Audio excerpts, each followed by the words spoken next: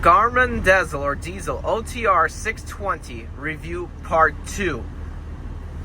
I've been using this for already a couple months now, and I finally decided to come out with the part 2. It's long overdue by a couple months, but I had to use it for a couple months more to make sure I'm giving you in-depth review knowledge about what's wrong and what is good about this Garmin GPS.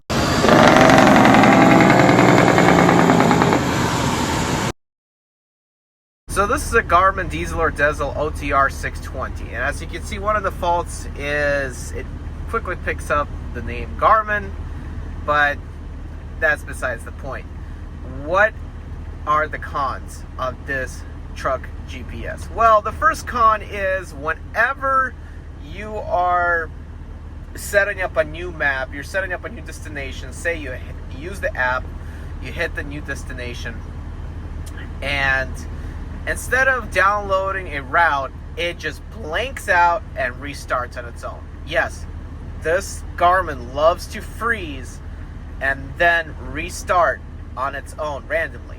Sometimes you would be driving down the road, you take a turn, or you take a turn to a truck stop, and it's trying to reroute you, figure out a new route from that truck stop that you currently turned on, and it ends up freezing over and restarting and rebooting on its own, which is annoying because one time it was doing it at least once a day, and several times it did it right before I had to make a right or left turn, and I'm like, well, now I don't know where to go after this because it's a new area. Now I'm going to get into the second con. The second con or negative about this is when you go into weather. Now, weather right here works just fine. You got the days, you got the radar, the wind, the conditions, the alerts, but whenever we hit radar, sometimes this circle cursor thing just takes forever to load. Now this time it loaded pretty quickly and I got my weather report pretty fast, but other times you just sit in there and waiting for it to download, and what you end up having to do is get off out of the setting, out of the weather section, go to settings,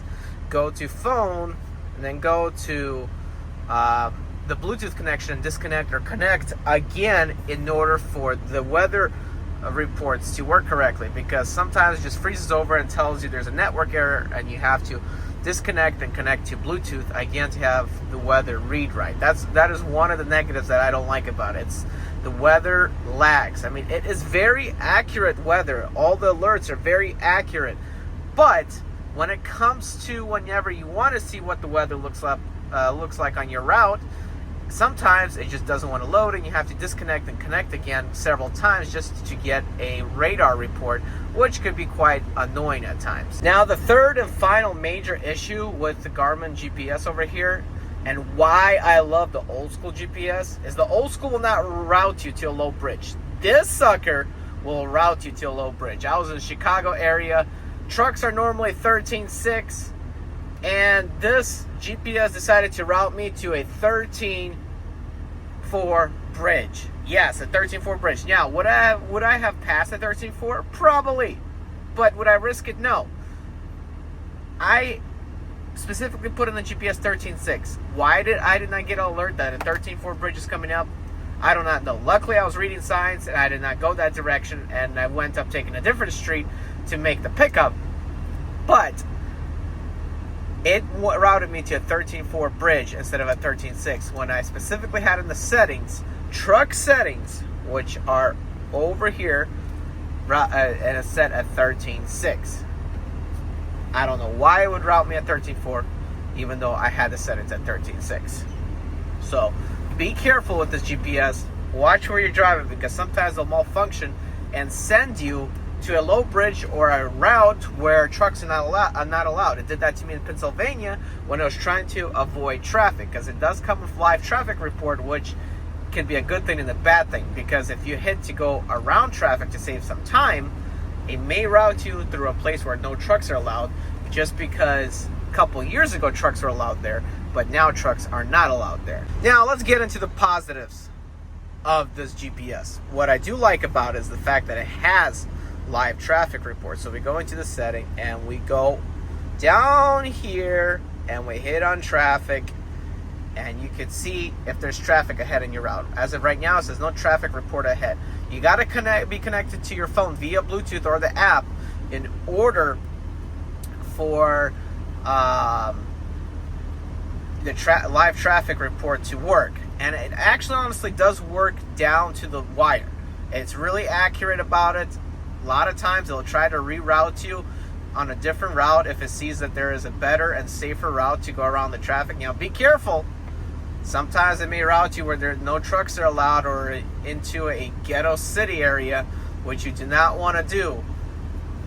So you make your own assessment and judgment on where it routes you. The good thing is, whenever there is traffic and you do need to be rerouted, it'll show you the route. You can zoom in and see where that reroute is going to be taking you, and you can click on it if you want to go or not, or stay on the same route. And what I do like about the live traffic feature, it shows you and how many miles there's going to be traffic, what the delay is, and then when you do hit traffic, how much traffic is left and what the estimated delay is. Now it keeps updating, it can be changing, but it is for the most part pretty accurate on how long you're going to be in the traffic and when you are going to get out of it.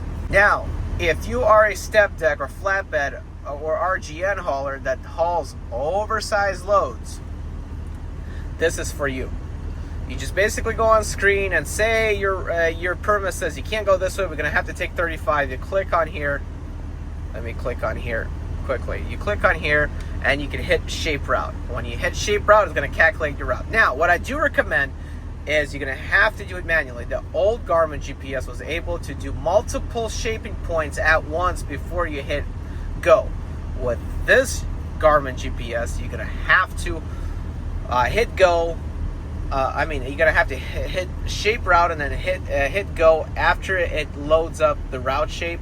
And then when you need to do some more points, more route shaping, you again go to repeat the same step to the next point that you need to be churning at on your permit route. But that is why I chose the Garmin GPS over the Rand McNally, simply for the fact because I might have to do oversized loads and I might have to choose a specific route that the GPS may not want to take me, but I have to follow the permits. Now, I forgot to mention a very small negative about this GPS before moving on to the positives. Basically, a small negative is, see how it says wait station, 225 miles? That's normal. There's probably no wait station down here where I'm at in Kansas for another 225 miles. But what I did notice is oftentimes, say I'm going to pass this truck stop right now, this plaza right here, right? Next thing you know, it's going to say next truck stop is 400 miles away. Yes, it will literally say that. So what you have to end up doing is exiting that out, and then going up. Well, that's the city, so you gotta have to go up ahead again to get it reset so that you can see truck stops more accurate. Now, another really cool feature about this Garmin GPS is the fact that you can click on this distance thing. Well, not the distance thing. That just shows you everything that you could do. Let's go back here. Sorry, folks. You're going to hit this right here, the speed. And that opens up a whole new menu of what mile marker you're at, what time it is, what time the sunrise or sunset is. That'll change what your percentage of grade is going up or downhill. It'll show -1%, -5%, or 5%. It'll show you the elevation you're at. It'll show you the arrival time. It'll show you like your averages of moving speed, stop speed, max speed. And it will also show you like where did it go? It'll show you the mileage, so you can reset your trips, and it'll show you the temperature outside. If you got it connected through the app, through Bluetooth, it'll show you what the temperatures are. That's a pretty cool feature that I like about this Garmin GPS. I like it personally.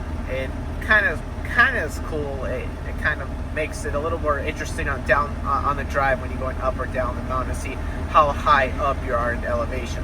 Now, the churn by churn is pretty good, but what I do like about this Garmin GPS is when you're driving down the road, it actually tells you what lane to take when you're coming up to a freeway. Still got to pay attention to them freeway signs just because there could be construction or something, but it is downright accurate to which lane you got to take to get off the exit or make a right or left turn. I'd say it's more accurate than the older Garmin GPS models, but I do like the older Garmin GPS models more because they were a little bit better with the routing than the newer ones, and they had less problems. But the problem with the older ones is that I don't know how to update the maps. This one's pretty simple. You could use your hotspot, even though they say don't use your hotspot to update the maps and software, but I always use my hotspot to update the maps and software, and it works out pretty well. It updates within like 5 to 10 minutes, maybe even less. So the updates are usually very, very quick. Now, what I do recommend is that if you're not a flatbed, step deck, RGN, or oversized hauler, just grab and buy yourself a Rand McNally. Don't buy a Garmin, because there'll be less headaches, in my opinion. Now, I have never tried a Rand McNally GPS recently. I've tried an older one. I did not like it, but I'm using Garmin as of right now, and currently I like this because of the options it gives me if I'm oversized. Now, I don't know if Rand McNally has an actual app to use to set addresses and stuff, but I do know that Rand McNally does have coordinate points that you can add to the search bar and drive to a coordinate point, which on the Garmin you can't really do. It doesn't really like to use GPS coordinates to your route. You have to put a physical address. It doesn't like using coordinate points. Now, what I do like about the Garmin GPS is the app. The app is just amazing about addresses. Now, what I like about the app is when you input an address and you search it up on the app, you can actually see the business names and the truck stops or the streets around that address. That way you can match it up to the Google Maps that you pull up on your phone to see if it's the right location. I rarely ever use the where to search bar to search up an address. I just use the app, hit search, make sure it's the right pinpointed location, hit send to device on the app, and then what ends up happening is I hit accept from my Garmin device over here, and just start the route, and it leads me pretty accurate to the destination.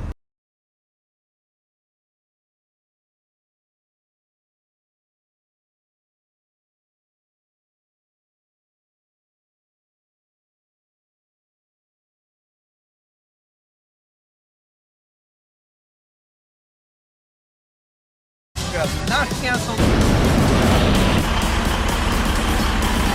Guys, I'm Eddie B. 2004 Turn right.